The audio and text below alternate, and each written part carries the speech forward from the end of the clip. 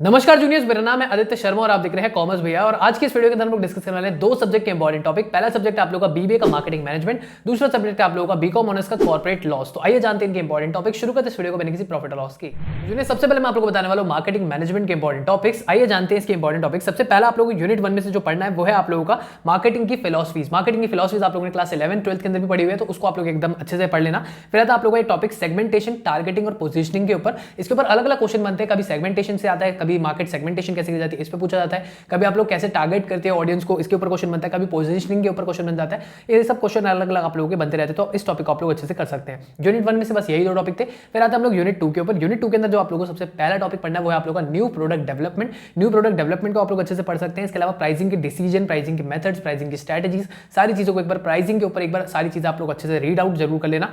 फिर आता है आप लोगों का एक और टॉपिक जो है प्रोडक्ट लाइफ साइकिल। प्रोडक्ट आप लोगों को पता होना चाहिए कि प्रोडक्ट के 4 स्टेजेस होते हैं, कौन कौन से चारों स्टेजेस हैं वो सब कुछ एक बार अच्छे से देख लेना। प्रोडक्ट लाइफ साइकिल की जो थ्योरी थी वो किसने दी थी, ये सब चीजें आप लोगों को पता होनी चाहिए। फिर हम लोग बात करते हैं यूनिट 3 की, जिसके अंदर आता है आप लोगों को प्रमोशन मिक्स के टूल्स। तो प्रमोशन मिक्स के सारे टूल्स एक बार अच्छे से देख लेना।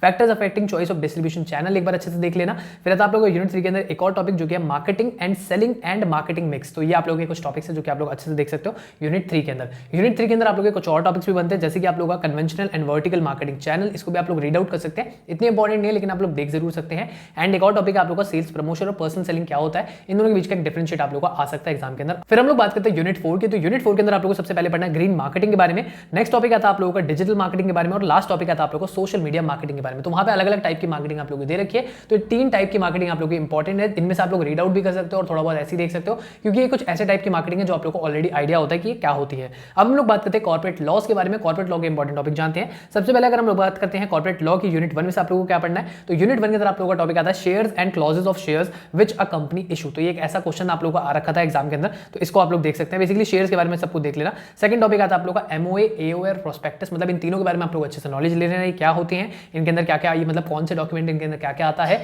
फिर हम लोग बात करते हैं characteristic of company. Characteristics of company आप लोगों को पता होनी चाहिए, उसके ऊपर अलग अलग डिफरेंट क्वेश्चन बन सकते हैं आप लोगों के। फिर हम लोग बात करते हैं यूनिट 2 की। यूनिट 2 के अंदर आप लोगों का ऑडिटर के बारे में यहाँ पे पूछा जाता है, ऑडिटर की क्या क्वालिफिकेशन होती है, क्या डिस्क्वालिफिकेशन होती है। इसके अलावा process for appointment of company auditor, ये सारी चीजें आप लोगों की आ सकती है यूनिट 2 में से। एंड आप लोगों का declaration and payment of dividend, तो डिविडेंड भी वहां पे देखा, तो वहां पे आप लोगों को डिक्लेरेशन और पेमेंट ऑफ डिविडेंड के ऊपर क्वेश्चन बन सकता है यूनिट 2 के अंदर से। इसके अलावा यूनिट 2 के अंदर आप लोग आ सकता है सीएसआर रिपोर्टिंग के ऊपर क्वेश्चन। फिर हम लोग आते हैं हमारी यूनिट 3 के ऊपर, जिसके अंदर आप लोगों को सबसे पहला इंपॉर्टेंट टॉपिक है DIN, मतलब डायरेक्टर आइडेंटिफिकेशन नंबर आप लोगों को वहां पे देखना है। इसके अलावा आप लोगों को की मैनेजरियल पर्सोनल के बारे में आप देख सकते हैं, appointment and qualification of director के बारे में देख सकते हैं। वहां पे बहुत सारे अलग अलग आप लोगों को टॉपिक्स दे रखे हैं, जैसे कि duties and responsibilities of additional director क्या होता है, इसके ऊपर भी क्वेश्चन आ रखा है। Punishment of failure of distribute dividends, dividends को डिस्ट्रीब्यूट करने में अगर आप लोगों को गलती करते हैं तो उसमें पे क्या पनिशमेंट वगैरह होती है, इसके ऊपर क्वेश्चन बनता है। तो यूनिट 3 के सारे टॉपिक्स थे। अब हम लोग बात करते हैं यूनिट 4 की, जिसमें आता है आप लोगों को सबसे पहला topic operation and mismanagement. Operation होता है, मिसमैनेजमेंट होती है, तो उसके अंदर आप लोगों को क्या करना है। सेकंड टॉपिक आता है इस यूनिट के अंदर से आप लोगों का पावर्स ऑफ ट्रिब्यूनल, तो ट्रिब्यूनल की क्या पावर होती है, कोर्ट की क्या पावर होती है, ये सब यहाँ पे आप लोगों को बताना होता है। फिर आता है आप लोगों का मोड्स ऑफ वाइंडिंग अप। अगर एक कंपनी को हम लोगों को वाइंड अप करना होता है, डिसॉल्व करना होता है, तो वहां पे कौन कौन से तरीके हमारे को दे रखे होते हैं। इसके अलावा आप लोगों को पढ़ना है मोड्स ऑफ कॉर्पोरेट रीस्ट्रक्चरिंग। बस यही था आप लोगों के सारे टॉपिक्स इस वीडियो के। आई होप आप लोगों को वीडियो अच्छी लगी होगी। अगर अच्छी लगी तो इसको लाइक करें, शेयर करें अपने दोस्तों के साथ। मैं मिलता हूं आपसे अगली वीडियो में, अभी के लिए इतना ही, धन्यवाद।